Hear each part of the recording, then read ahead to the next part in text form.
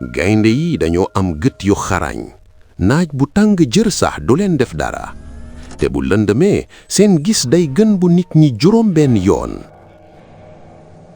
mën nañu dégg rab bu ñuy rëbb lu ëpp kilomètre ak juróom ak seen mën a xentu bu am doole dañuy mën a xam ndax neew bi dafa bees walla dafa yàgg. yenn saa yi gaynde yi dañuy songu rab yu leen ëpp ñaari yoon. baral bu mag mën na am ba 800 kilo.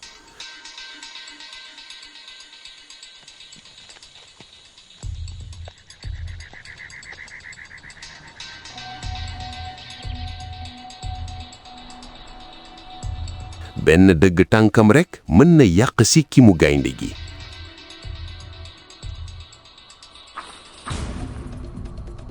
gaynde yi dañuy mën a daw lu gaaw waaye duñu mën a daw lu yàgg.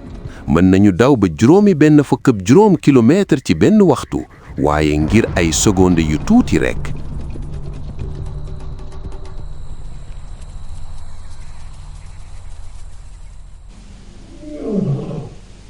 moo tax dañuy songandoo di jéggi seen rab ci fan yépp. baral yi xam nañu nu ñuy sore gaynde yi waaye am na ci benn bu jalgati àtte bu njëkk bi ci àll bi. saa su nekk ci biir mbooloo mi.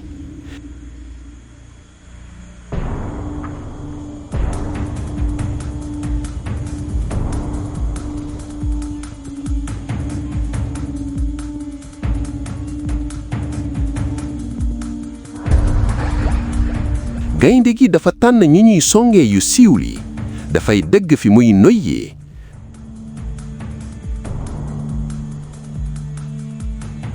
fekk teg ci gaynde yi téye rab mi ngir mu bañ a rëcc.